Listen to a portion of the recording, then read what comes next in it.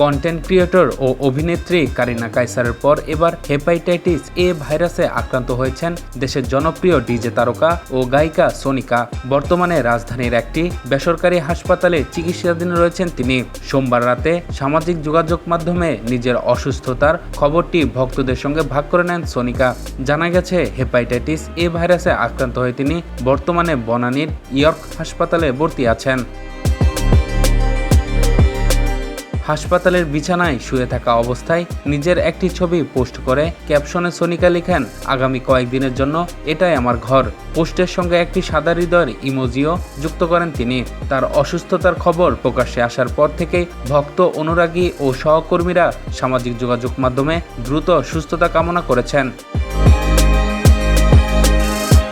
অনেকে তার পোস্টের মন্তব্যে উদ্বেগ প্রকাশ করে দ্রুত আরোগ্য কামনা করেছেন। 2007 সালের পেশাদার ডিজে হিসেবে যাত্রা শুরু করেন সোনিকা। অল্প সময়ের মধ্যে দেশের সঙ্গীতাঙ্গনে পরিচিত মুখ হয়ে ওঠেন তিনি।